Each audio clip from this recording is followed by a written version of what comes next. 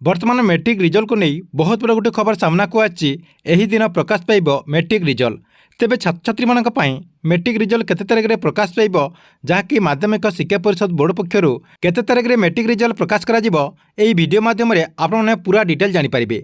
सेति वीडियोटी को शेष पर्यंत देखंतु। ता पूर्व वीडियो को गोटे लाइक कर दियंतु एवं जो माने मो चैनल को नुआ आस्थिबे चैनल को सब्सक्राइब करे पाखर थिबा बेल आइकन को क्लिक करके ऑल नोटिफिकेशन ऑन कर दियंतु।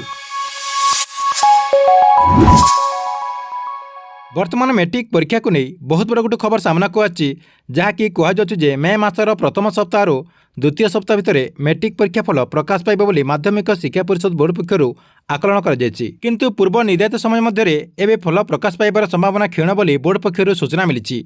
उत्तर खाता मूल्यांकन शेष होता बेले स्टाबुलेसन प्रक्रिया शेष हो जाए किंतु बोर्ड पक्षर डिजिटल सर्टिफिकेट प्रस्तुत कर कार्य शेष करने प्राय आउ एक गोटे सप्ताह लगिपे।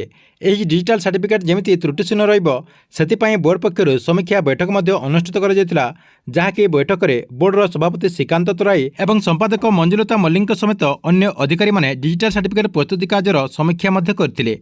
मैट्रिक सह राज्य मुक्त विद्यालय सर्टिफिकेट परीक्षा और संस्कृत मध्यम परीक्षा डिजिटल सर्टिफिकेट प्रस्तुति कार्य चली सूचना मिली।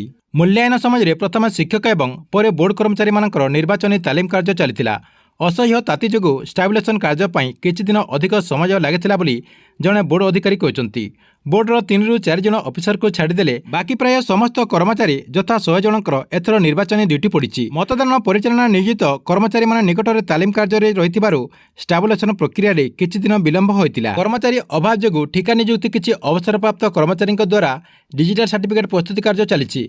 सूचनायोग्य कि गत फेब्रुआरी मास 20 तारिख रु मार्च 4 तारिख पर्यंत मैट्रिक सह मध्यम और एसओसी परीक्षा होता। राज्य में 5 लाख रु अधिक मैट्रिक परीक्षार्थी 3153 केन्द्र में एथर परीक्षा देते। सूचना अनुसार गत वर्ष मैट्रिक परीक्षा फल मे 18 तारिख रे प्रकाश पाई।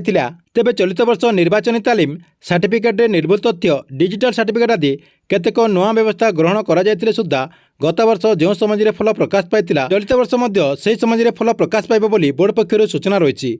जहाँकि कहुचे गत वर्ष मे 18 तारिख रे रिजल्ट प्रकाश पाई चलित वर्ष मे 15 तारिख रु 20 तारिख मध्य रिजल्ट प्रकाश पाइब बोली माध्यमिक शिक्षा परिषद बोर्ड पक्षर सूचना मिली। या सहित छात्र छात्री मैंने सर्वप्रथम रिजल्ट चेक करने indiaresult.com को जाकि आपने सर्वप्रथम निजर रोल नंबर और ना देकी रिजल्ट चेक करेंगे।